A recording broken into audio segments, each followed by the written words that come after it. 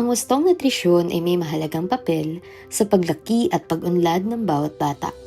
Ito ang pundasyon ng kanilang kalusugan, kasiglahan at kakayahang matuto ng mahusay sa paaralan. Dahil dito, ang paaralang elementarya ng Banga ay patuloy na nagsusulong ng mga programang pangkalusugan upang masiguro na ang bawat mag-aaral ay may sapat na nutrisyon para sa kanilang pang-araw-araw na gawain. Isa sa mga pangunahing programa ng paaralan ay ang feeding program.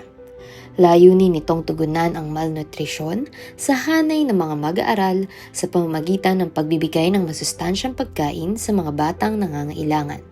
Ginaganap ito tuwing alas 8 ng umaga mula Lunes hanggang Biyernes sa buong taon ng pasukan. Sa pagpatak ng oras ng feeding time, ang mga batang kabilang sa feeding program ay nagpapaalam sa kanilang mga guro upang magtungo sa kantina ng paaralan. Bago magsimula ang mga batang mag-aaral, ay naguhugas ng kanilang kamay sa patnubay ng WINS o Wash-in School Club ng paaralan. Sa kasalukuyan, 59 na mag-aaral mula sa iba't ibang baitang ang benepisyaryo ng programang ito. Upang maisagawa ito ng maayos, katuwang ng paaralan ng mga magulang mula sa SPTA or School Parent Teachers Association na buong pusong tumutulong sa paghahanda at pamamahagi ng pagkain. Sa pamamagitan ng kanilang pagkakaisa, natitiyak na ang mga batang may kakulangan sa nutrisyon ay makakatanggap ng sapat na sustansya upang mapanatili ang kanilang kalusugan at sigla sa pag-aaral. Ang mga SPTA officers ay maayos na iniinspeksyon ang kalinisan ng katawan ng mga batang kasali sa programa. Ilan sa mga tinitingnan nila ay ang mga kuko dahil isa ito sa pinakamahalagang parte na ginagamit sa pagkain ng mga bata. Matapos ang grooming time ng mga bata, agad ding ibinibigay ang mga pagkaing laan para sa kanila. Gayon din ay kasabay na na-check ang attendance ng mga batang mag-aaral na kasali sa feeding program.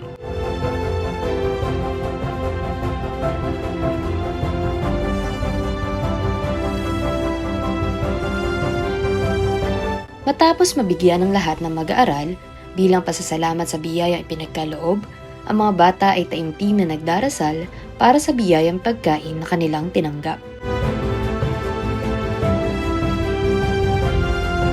Hindi makakaila na ang malnutrisyon ay isang malaking epekto sa pisikal at mental na kakayahan ng isang bata.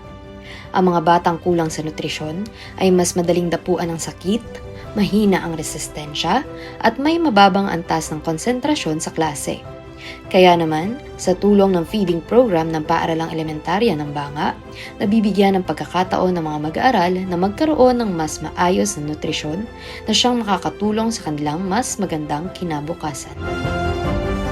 Pagkatapos kumain, muling magdarasal ang mga bata at malinis na lilisanin ang kantina or ang Claygo, Clean as you go. Sila ay tutungo sa itinakdang handwashing area upang maglinis ng kamay at magsisipilyo ng ngipin bago bumalik sa kani-kanilang silid-aralan.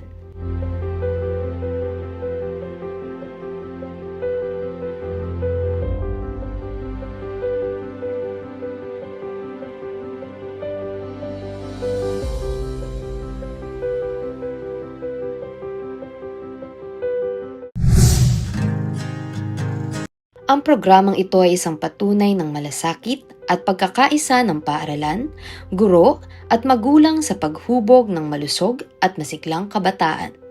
Sa patuloy na pagsuporta at pagpapatuloy ng mga ganitong inisyatiba, tiyak na mas marami pang batang Pilipino ang makakamit ang tamang nutrisyon na kailangan nila upang maging matagumpay sa buhay.